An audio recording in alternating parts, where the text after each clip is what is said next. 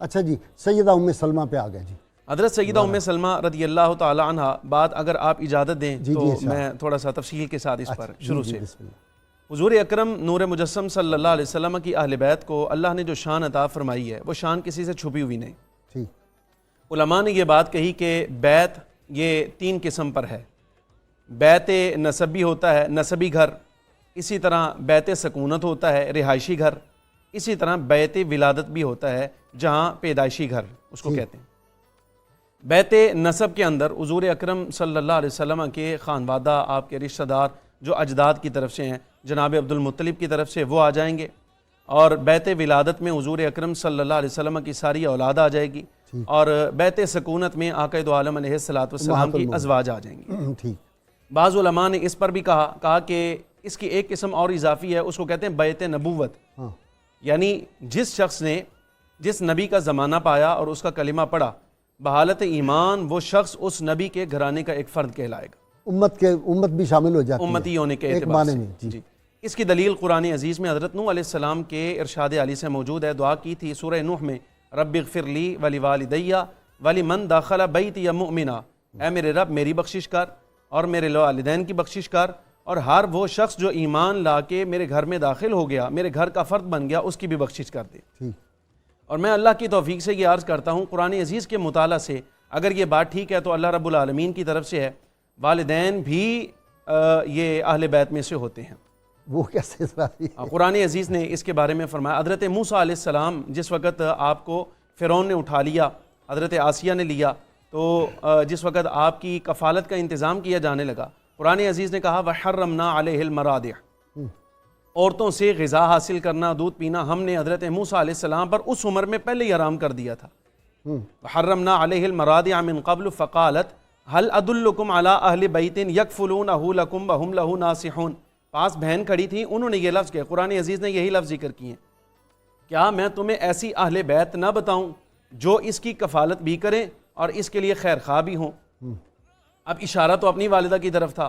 قرآن عزیز نے حضرت موسیٰ علیہ السلام کی والدہ کو ان کی اہل بیت کہا ہے۔ اگر حضرت موسیٰ علیہ السلام کی والدہ ان کی اہل بیت ہیں تو حضور اکرم نور مجسم صلی اللہ علیہ وسلم کی والدہ محترمہ اور حضور کے والد گرامی بھی حضور کی اہل بیت ہیں۔ ہاں، انما یرید اللہ لیذھب عنکم الرجس اہل البیت ویطہرکم تطہیرا میں جو فضیلت بیان کی ہے پاکیزگی کی، یہ پاکیزگی درجہ بدرجہ اپنے اپنے درجے کے مطابق سب کو ملے گی۔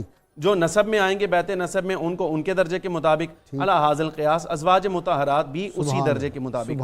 اچھا، ام سلمہ جب یہ آیت تطہیر نازل ہوئی تو انہوں نے کہا یا رسول اللہ مجھے بھی اس پہ شامل کریں اہل بیت میں، اس طرح کا الفاظ ہے؟ یہ ہوا یہ جس وقت یہ آیت اتر چکی تھی، حضور اکرم صلی اللہ علیہ وسلم نے حضرت مولا کائنات سیدنا علی مرتضیٰ، حضرت سیدہ خاتون جنت اور حضرات حسنین کریمین کو بلایا۔ امام حسن آئے، سرکار نے اپنی چادر شریف میں شامل کر لیا۔ امام علی مقام آئے، چادر شریف میں شامل کیا۔ حضرت خاتون جنت آئیں، چادر شریف میں شامل کیا۔ مولا کائنات آئے، چادر شریف میں شامل کیا اور دعا فرمائی، اللہم ہؤلاء اہل بیتی، اے اللہ یہ میرے گھر والے ہیں جن کے بارے میں تو نے پاکیزگی کا ارادہ فرمایا، مالک ان کو بھی ان میں شامل کر لے۔ حضرت سیدہ ام سلمہ رضی اللہ تعالی عنہ نے جس وقت یہ منظر دیکھا تو گزارش کی، یا رسول اللہ صلی اللہ علیہ وسلم کیا میں بھی چادر میں شامل نہ ہو جاؤں؟ تو فخر عالم صلی اللہ علیہ وسلم نے فرمایا تو ام سلمہ آپ کو چادر میں آنے کی کیا ضرورت، آپ تو پہلے اس درجے میں شامل ہیں، کیونکہ تسلسل آیات کا چل رہا ہے ازواج مطہرات کے بارے میں، تو اس کے اولین مخاطب جو ہیں وہ ازواج مطہرات ہیں۔ سیدہ ام سلمہ تو پہلے ہی شامل تھیں، اور اس میں ایک بات اور بڑی قابل غور ہے، دعائی کرنی تھی، اے اللہ یہ میرے اہل بیت ہیں، یہی بتانا مقصود تھا، لیکن حضور اکرم صلی اللہ علیہ وسلم نے جو خاص مہربانی فرمائی، اپنی چادر شریف میں داخل کیا، یہ حضور کی خاص شفقت ہے، وگرنہ سرکار کی دعا تو بغیر چادر میں شامل کیے بھی قبول تھی۔ سبحان اللہ، یہ سرکار کا شامل کرنا، دنیا کو اعلان کرنا بھی تھا، اور سیدہ ام سلمہ رضی اللہ تعالی عنہ کی یہ دیانت داری ہے کہ جس طرح ان کے سرکار کے الفاظ نقل کیے ہیں انہوں نے، اسی طرح حضور اکرم صلی اللہ علیہ وسلم کی کیفیت اور سرکار کا مزاج جو اس وقت حالت تھی، اس حالت کو بھی آپ نے ذکر فرمایا۔ امہات المومنین کا ادب اور احترام لازم ہے، بالکل لازم ہے۔ اگر کوئی ان کی شان میں گستاخی کرے تو انڈائریکٹلی یہ سرکار مدینہ صلی اللہ علیہ وسلم کی شان پاک کے خلاف بات جائے۔ مفتی صاحب آپ نے 500 کے قریب احادیث کی آپ راویہ ہیں، اور یہ کمال ہے کہ وہ اسی لحن میں جیسے رسول اللہ صلی اللہ علیہ وسلم تلاوت کرتے تھے، ازواج مطہرات میں سے یہ ان کی خصوصیت تھی، یہ بھی بالکل اسی انداز سے تلاوت کرتی تھی۔ کوئی احادیث جو آپ حدیث طیبہ حضرت سیدہ ام سلمہ رضی اللہ تعالی عنہ جہاں آپ کے بہت سارے شرف ہیں. ایک شرف یہ بھی ہے کہ آپ صحابیات میں مفتیہ کا درجہ رکھتی ہیں. واہ ماشاءاللہ. اس پر مسند حمیدی کے اندر یہ روایت موجود ہے جس کا کچھ حصہ امام بخاری رحمۃ اللہ علیہ بھی لائے. حضرت امیر معاویہ جس وقت مدینہ طیبہ میں آئے تو آپ نے کثیر بن سلط کو کہا کہ یہاں دیکھا گیا ہے کچھ لوگ ایسے ہیں جو بات کہتے ہیں کہ نماز عصر کے بعد بھی کچھ نماز ادا کی جا سکتی ہے, کوئی نوافل پڑھے جا سکتے ہیں. تم ایسا کرو, حضرت ام المؤمنین سیدہ عائشہ صدیقہ رضی اللہ تعالیٰ عنہ کی خدمت میں جاؤ اور ان سے جا کے پوچھو کیا سرکار نے نماز عصر کے بعد کو نوافل پڑھے ہیں. تو حضرت عبداللہ بن عباس رضی اللہ تعالیٰ عنہ کو جس وقت معلوم ہوا کہ حضرت امیر معاویہ یہ بات پتہ کرنا چاہتے ہیں اور انہوں نے بندہ بھیج دیا ہے, تو آپ نے بھی ایک بندے کو روانہ کیا اور کہا دیکھو جاؤ اور سننا, غور کرنا حضرت ام المؤمنین سیدہ عائشہ صدیقہ اس کا کیا جواب دیتی ہیں, پھر مجھے بتانا. جب وہ قاصد آیا اس نے آ کے یہ سوال پوچھا تو حضرت ام المؤمنین سیدہ عائشہ صدیقہ نے فرمایا کہ لا علم لی, اس کا علم مجھے نہیں ہے. ہاں تم ایسا کرو ام سلمہ کے پاس چلے جاؤ اور ان سے جا کے یہ سوال کرو, ہو سکتا ہے وہ اس کا جواب دے دیں.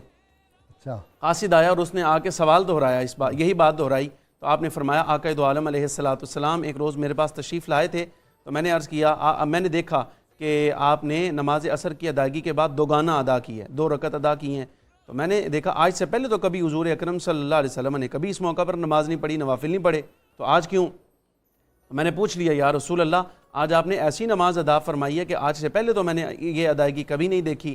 تو حضور اکرم صلی اللہ علیہ وسلم نے فرمایا بنی تمیم کا وفد آیا تھا اور انہوں نے ظہر کے بعد جو میں 2 رکعت پڑھا کرتا تھا انہوں نے مجھے مشغول رکھا, ان سے گفتگو میں وہ 2 رکعت رہ گئی تھی, وہ 2 رکعت میں نے پڑھی ہے. یہ باقاعدہ عصر کی نماز کے بعد کوئی نوافل نہیں تھے, یہ دراصل ظہر کے تھے جو میں نے ادا کیے ہیں. تو یہ ترتیب تھی صحابہ کرام رضی اللہ عنہم اجمعین میں. جس وقت کو مسئلہ پیش ہوتا نیا تو مفتی صحابہ کرام اس کو ڈیل کرتے. مفتی صاحب مجھے لینی بریک کیونکہ انتہائی سار جی لاہور قریب ہے اور میں نے اپنے مہمانوں کو جو ہے وہ سیری کرانی ہے. بہت مختصر وقفہ, ہمارے ساتھ رہیے گا.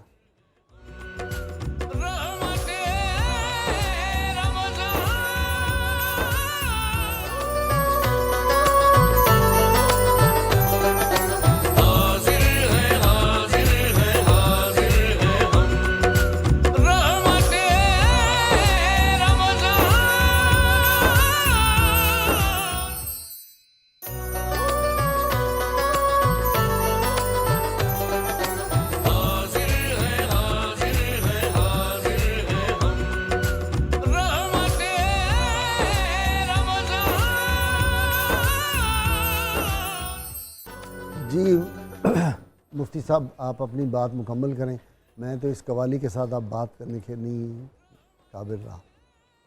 ہماری بات چل رہی تھی, میں نے حضرت ام سلمہ رضی اللہ تعالیٰ عنہ سے حضور اکرم صلی اللہ علیہ وسلم کی ایک حدیث طیبہ ایک واقعہ نقل کیا تھا, بیان کیا تھا, جس میں نماز عصر کے بعد حضور اکرم صلی اللہ علیہ وسلم نے دوگانہ ادا کیے تھے.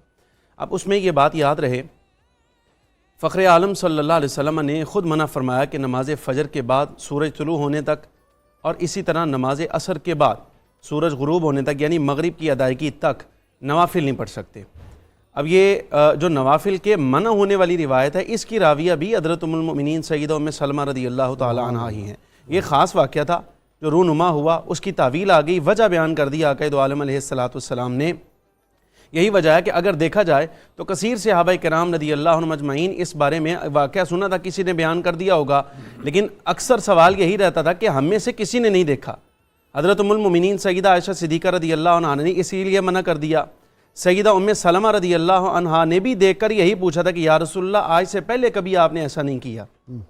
اس سے یہ بات ثابت ہوئی کہ فخر عالم صلی اللہ علیہ وسلم نے اس سے پہلے اور اس کے بعد کبھی نماز عصر کے بعد نوافل ادا نہیں فرمائے. یہی وجہ کے سوال پیدا خاص موقع ہوگا نا, خاص موقع تھا, ورنہ وہ تو اب سائنس نے ثابت کر دیا کہ اصل سے عصر اور مغرب کے درمیان وہ جو زمین سے کوئی خاص قسم کی شعائیں نکلتی ہیں جو انسانی صحت کے لیے انتہائی وہ مضر ہیں, اور اس لیے وہ کہتے ہیں کہ اگر انسان کا سر جو ہے وہ زمین پہ ہو تو زمین سے اس وقت جو نکلی ہوتی ہے ریزن بڑی خطرناک. اب لیٹسٹ ریسرچ ہی آئی ہے, تو سرکار نے تو جو کام کر دیا اس میں حکمتیں ہیں, جس سے روک دیا اس میں حکمت. مفتی صاحب جلدی سے. قرآن عزیز نے حضرت سیدہ ام سلمہ رضی اللہ تعالی عنہا کے وجود کو بڑی برکت قرار دی ہے.